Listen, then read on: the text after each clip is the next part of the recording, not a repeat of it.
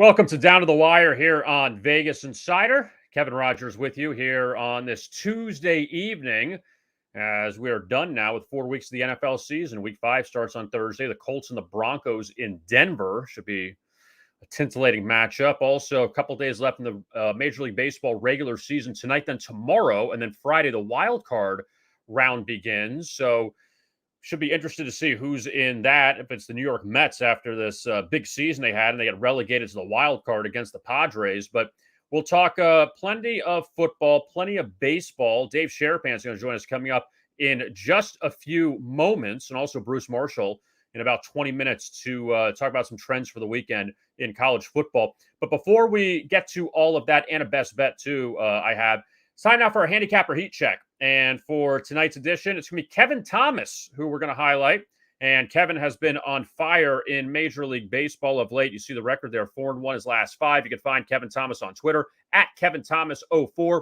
4-1 his last 5 Major League picks, up to over 10 units on the Major League Baseball season. You can save $10 on any of Kevin's pick packages by visiting the link in the description below. The $10 discount will be applied during checkout. That's your handicapper heat check. Stay hot, bettors. All right. Now for our best bet of the night, our first best bet, we're going to go with the Cincinnati Reds. Now, the Reds, they beat the Cubs last night to slow them down. Chicago was 11-1 in their last 12 games heading into last night. The Reds beat them. But I'm going to go with them again. Luis Cessa has pitched well for them. This number has flipped over. The Cubs are a short favorite right now. But after these teams go on these big runs and they lose, I want to fade them again. And obviously both these teams will have their season over with tomorrow night. But Javier Assad, who's pitching for Chicago, he beat Philadelphia his last time out as a heavy dog. Now at this short price, I'm going to go with Cincinnati here. I know both teams aren't good.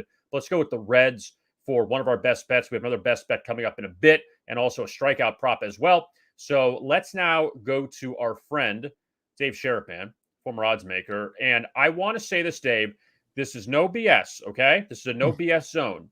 I love the Mariners teal. I love it. It is great. It's the best thing they have whenever they wear it. I feel like Chris Bosio is going to come out. Oh, Chris Bosio. You always come with the good names, Kevin.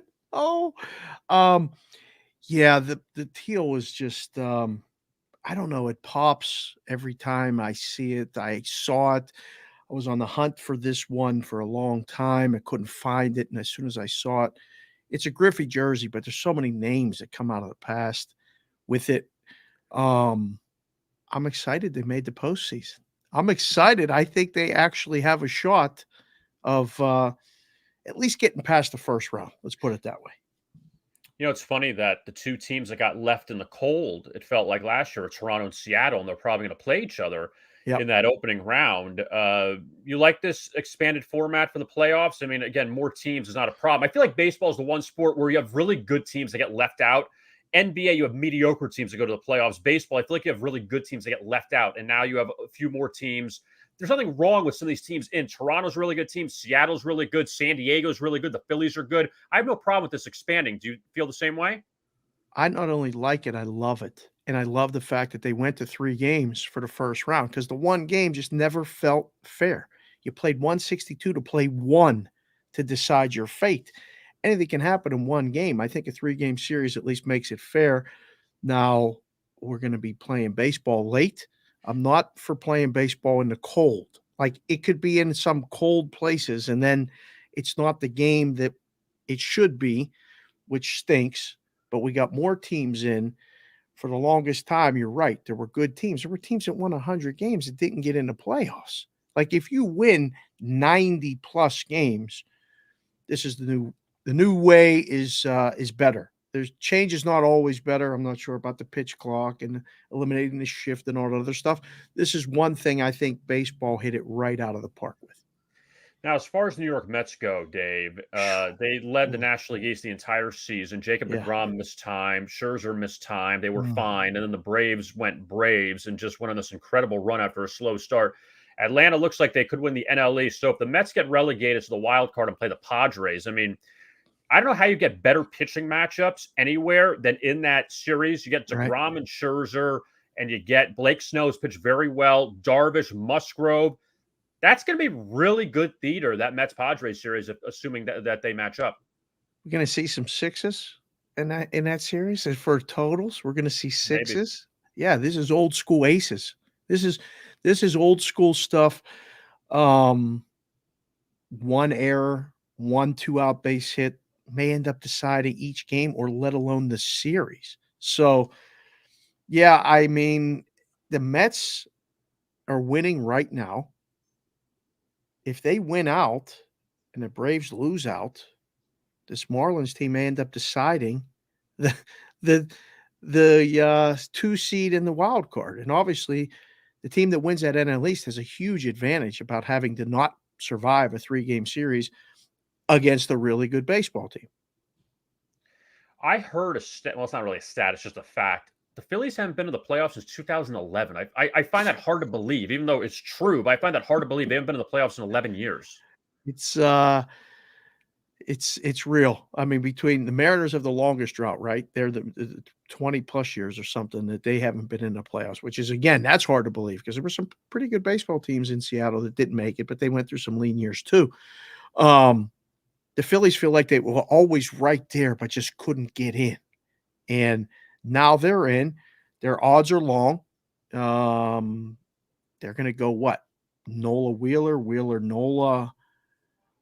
Why can't they win a couple games? They get a couple really good pitching performances. They've been on a road this whole last week of the season. I don't know if they're even going to stop at home and pick up some stuff and then, head out to where are they going? St. Louis, it looks like, right? They're going to St. Louis. Yeah. Who knows? I mean, the baseball playoffs are going to be just great. I just hope people watch them, Kev. It's Friday, Saturday, Sunday. Who's watching them? It's tough. Friday, you may get a good audience, nothing else going on. You have hockey starting, NBA in 2 weeks. That baseball's really going to be lost. One last baseball thing before we get to football with you, Dave. Yep. We know the Dodgers, heavy favorites. The Astros will be up there. The Yankees, obviously. Can you give me one team to, keep those eyes open for? Is it St. Louis? Is it Tampa Bay again? Who's going to be that one team that could make a run? I'm a sucker for both central teams in each league. I think St. Louis, if they get by the first one, can win a second one. And the Guardians, man, they're so fundamentally sound. They don't beat themselves. They manufacture runs. They don't rely on a home run. They're like one of the bottom teams in the league as far as hitting for power. But I've seen them actually sacrifice bunt. I've seen them hit to the other side. I've seen them do things that, oh, yeah, you have to do in October when you have aces pitching. It's not tee off time and score runs via the home run some games in October. So those are my 2 ones that are not the favorites and not a New York team. I can't get away from those Mariners too, though. That's why I'm wearing the stuff today. I'm going to go on the shows later and I'm going to be talking about the Mariners. I think that they're live as well. Toronto. I mean, it's going to be good. You have a lot of really good pitchers in all these teams, and that's what really is key. Right. Yeah, Luis Castillo, him now in Seattle. I mean, Robbie Ray will be a question mark. We'll see how he does, but you got a lot of really good arms in that Mariners pitching staff, and it should be really fun coming up later this week. Now let's shift over to the NFL, and I really feel bad, Dave, seeing the books struggle this past weekend in the NFL. I mean, it's a tough thing. We've talked about this before in the past. What's that conversation like on that Monday when Dallas comes out and wins? When all of these favorites, Philadelphia, they rally past Jacksonville, all the favorites, the Raiders, and you got to say, what do we do about this? It starts on Sunday. What are you talking about? It sucks. You go to the afternoon session. Get that phone. Hello. Well, no, you grade a game and you're like, oh boy, we lost there. Okay. You grade another halftime. You're like, oh boy, this figure's getting worse. And parlays are just rolling. So yeah, it's bad enough. It starts out the Vikings game, the London game, they win, and that number was low. So everybody that was betted early won. Then it closes 3.5, and the people that took it at the tail end win. And it falls 3. You're like, oh, that was no good. And Giants win as a favorite against the Bears. The Bills game falls 3. Somehow that game falls right on 3. So You pretty much give all the money back, but all the teasers win. Both sides, everything, total, everything. Chargers somehow covered a big number. Oh, great. Oh, well, got a dog that won. Seahawks. Good. Oh, no. Everybody was on the Seahawks. How can the Lions have been favored? That wasn't good. The Jets beat the Steelers. Well, everybody kind of thought the Jets would beat the Steelers with the Zach Wilson news. So that ends up happening. You get to the Commanders and the Cowboys and you go, oh, this is terrible. This is bad. So now you get 3 afternoon games. Oh, we'll get it back. No, nothing went right. Nothing went right. But listen, this is part of the game. All right. This happens more often than not in September. The numbers are what they are. Things kind of play out as you think, maybe more often than not. And the calls suck. That call on Monday, you go into the Monday night game and you go, oh, good. Rams Niners, we'll be okay. No, you go to grade it like you do these what ifs in the room. There's a function on a lot of the risk software where you put what if. So you put Rams score and San Francisco score, you put Rams in over. Whoop, that's a red number. All right, maybe we need the Niners. You put the Niners in over. You go, oh, that's no good either. It's like a lose, lose, lose, lose. Just lose a little, lose a lot. You go from there. It happens. That's all right. The book was open on Monday for business. The book was open on Tuesday for business. That's the best thing about it. The book is always open the next day. Dave, who's the one team in the NFL the odds makers are wrong on, that they just keep getting it wrong on the first few weeks? Is it Atlanta? Is it Washington? Who's the team that you kind of say, we just can't figure them out right now? Well, the bad teams, it's a struggle, right? It is hard. And I think markets told us, and, some people that, respected money, whatever you want to call it, they were on Atlanta. My spider sense was tingling with the Falcons. So that may be one, but a good team that I think the odds makers have been wrong on a couple times, and so is the market, is the Tampa Bay Buccaneers. What in the hell is going on in Tampa? News comes out today. They're getting divorce lawyers, and Tom's, losing weight by the minute, it looks like. Every time he does a press conference, I'm like, oh, man, he's got a lot going on, obviously. They closed as the favorite against Kansas City. The total went down. Like, what is happening? And now, after all that and all this, they're laying a gigantic number this week against Atlanta, who's the only undefeated team against the spread in football. There's a couple topsy-turvy things in the NFL. That's one of them. The Ravens is another one.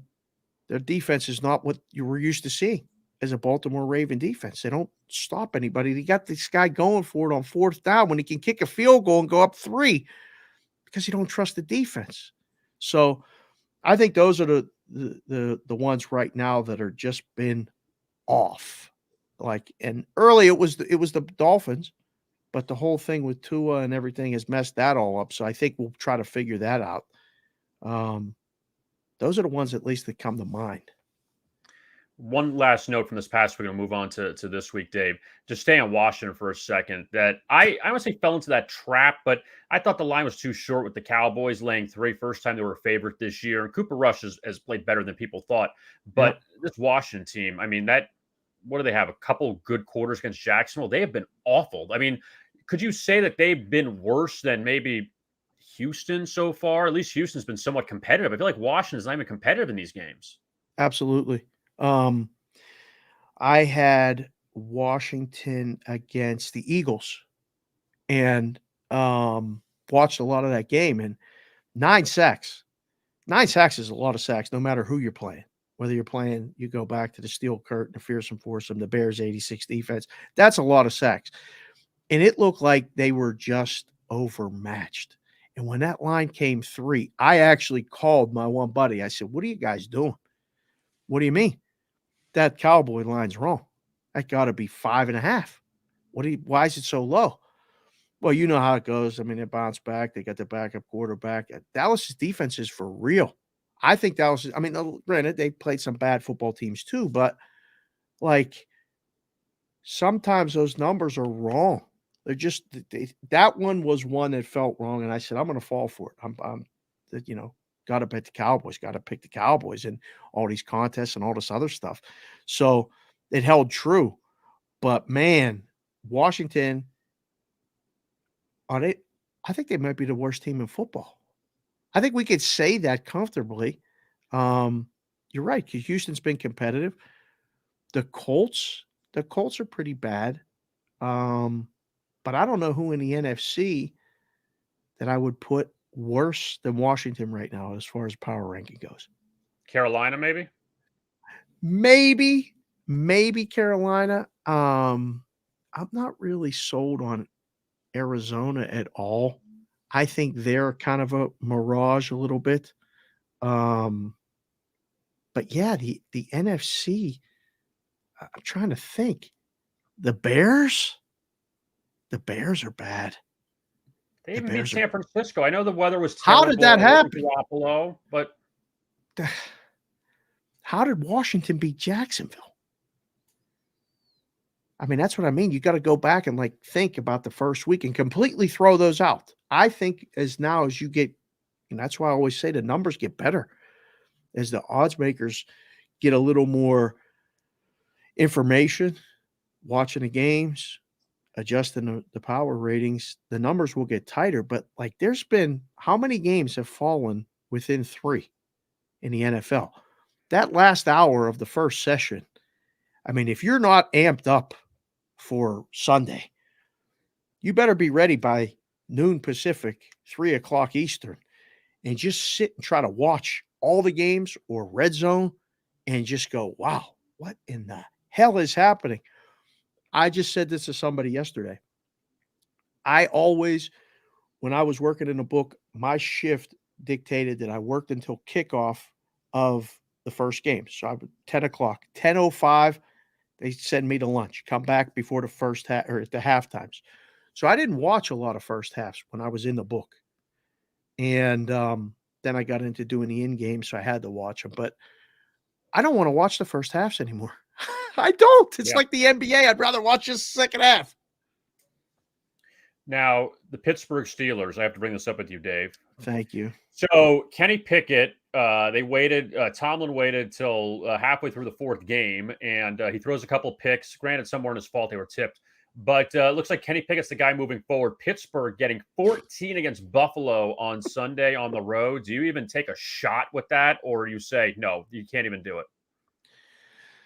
I like to put a line through the games. I grab the sheets like this every week and start to, make notes, highlight all this other stuff. This is the process. I don't do spreadsheets much and all that other stuff. And put a line through the game because I don't want to get caught taking the Steelers. I thought the Steelers would play well enough to win against the Jets. And you get a quarterback making a start on the road, a young quarterback, it's usually a tough spot.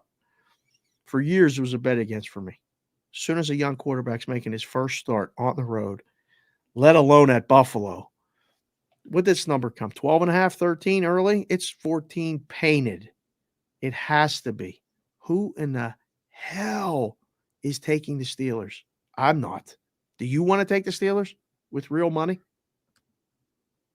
No. You can't. I mean, here's the problem, Dave. It's the whole Tomlin, Steelers that you're going back. That's why, I mean, granted, survivor pool. I went with the Packers last week against New England. And granted, I feel like the worst thing that happened was Brian Hoyer getting hurt in that game because Bailey Zappi came in, who was the leading passer in college football last year. You can say what you will, but it's better than Brian Hoyer. Quickly on that, Dave, with the Patriots, if Zappi ends up starting, we don't know about Mac Jones's condition against Detroit. How do you look at that game, considering Detroit scored a ton of points? They've given up a bunch of points too. And now the Patriots flipped to a short favorite after a really tough loss to Green Bay. What am I missing? What am I missing, K-Raj? Why is this only 3?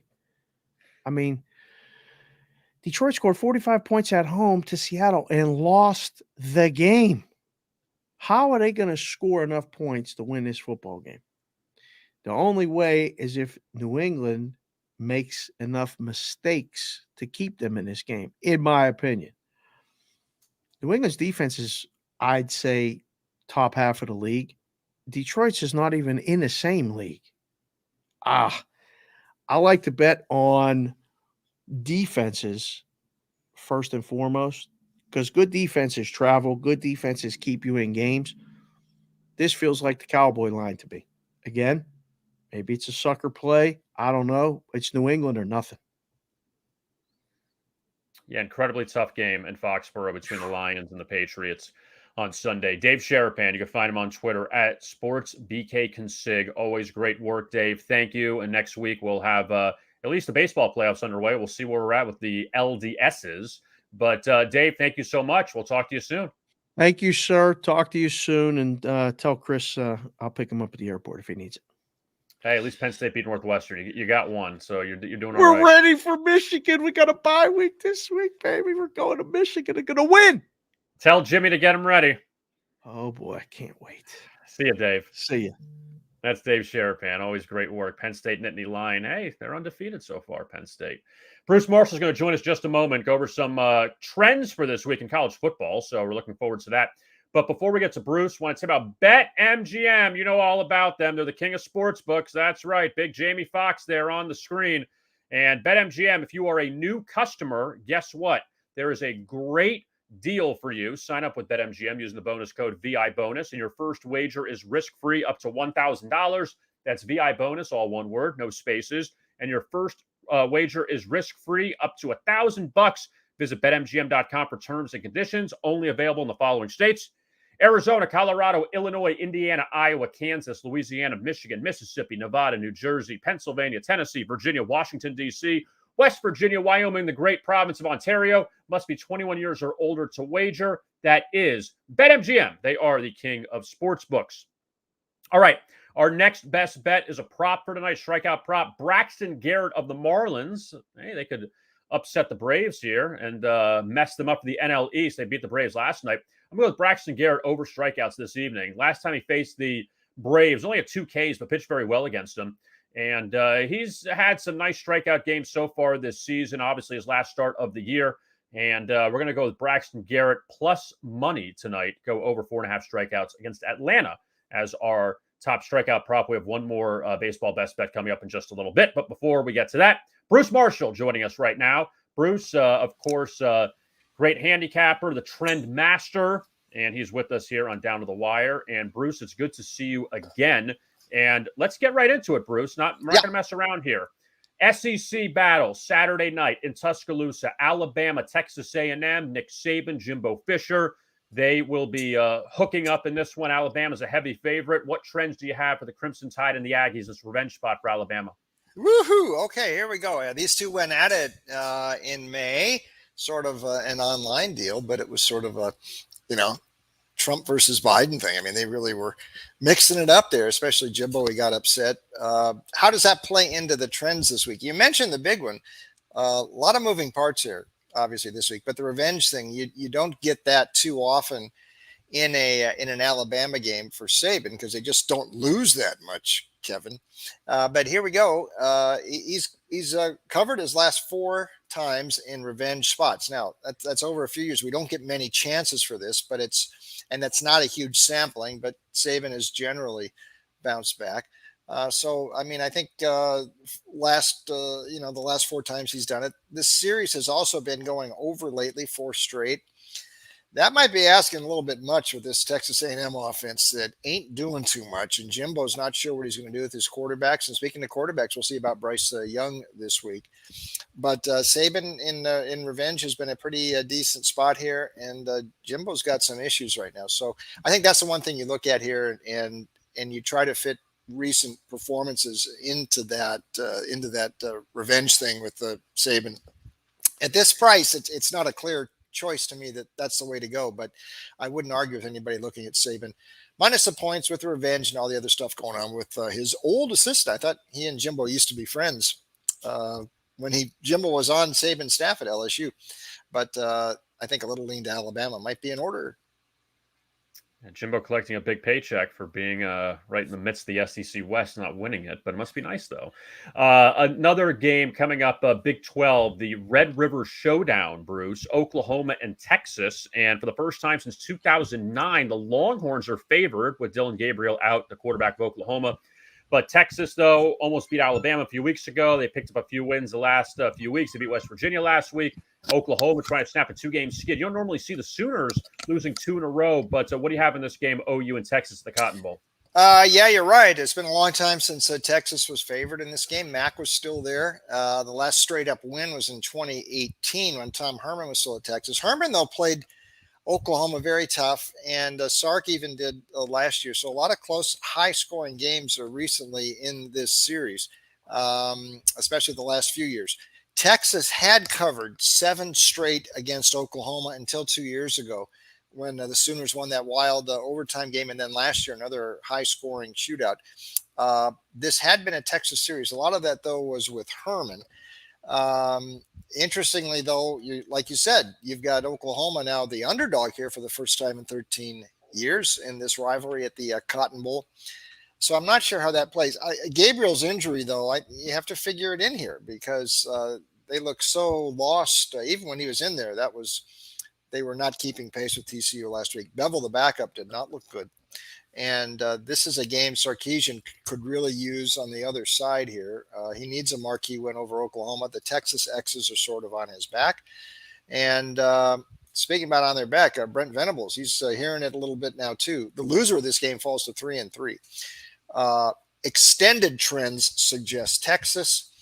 More recent trends might suggest over, though I'd back off that a little bit with Oklahoma's offense, maybe without their quarterback here this week. And that does look like it makes a difference for the Sooners. So extended trends sort of suggest Texas here, which has been the way to look. Though they've been a dog the last decade for the last 13 years in this series, right now I think you can make a better case for Texas here. They have 2 new quarterbacks as well, with Hudson Card in for Texas, and last year it was Casey Thompson, who's now in Nebraska, had 5 touchdowns in that game, in fact. And also you had on the other side Caleb Williams, who came in for Spencer Rattler, and Caleb obviously at USC. Now, the team that beat Oklahoma last week, the TCU Horned Frogs, facing Kansas, College game days in Lawrence. This is a big-time matchup in the Big 12. Who would have thought that's going to be the bigger matchup than Texas-Oklahoma? But what do you have with the Horned Frogs and the Jayhawks, and Kansas just keeps winning as an underdog? Yeah, I mean, who'd have thought ESPN Game Day would be in Lawrence without Jay Billis? I mean, it's usually basketball season when ESPN shows up in Kansas, but here we are, football season, and there's a lot of positive both ways here. We talked a little bit about Kansas earlier, and Lance Leopold, he's doing a marvelous job there. We saw this start to happen toward the end of last season. Remember, he took the Kansas job late a year ago. It was at the end of April, so he had not really spring practice, and we know where Kansas was when he took over for Les Miles.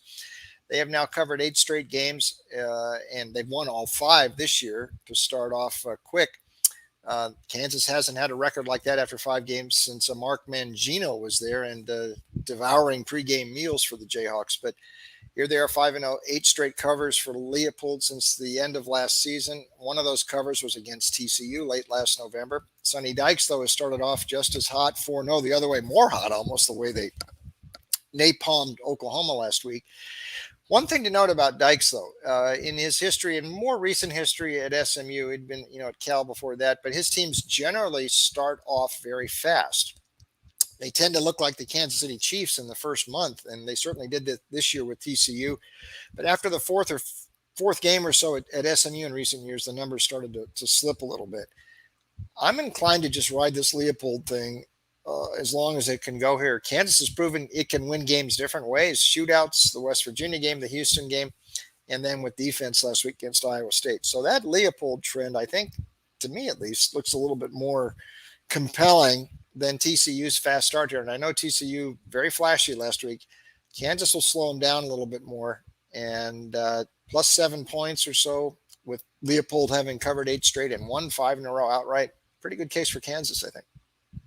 All right, Bruce, final game we'll look at out west, Pac-12 battle, Utah and UCLA. And UCLA off a really good win over Washington as a home dog, and the Bruins still undefeated. And they get Utah. Utah took care of Oregon State last week, and Utah still kicking themselves for losing that Florida game in week 1. But the Utes obviously, still unbeaten in Pac-12 play. But what do you like on this game, or what do you have in this game with Utah and UCLA?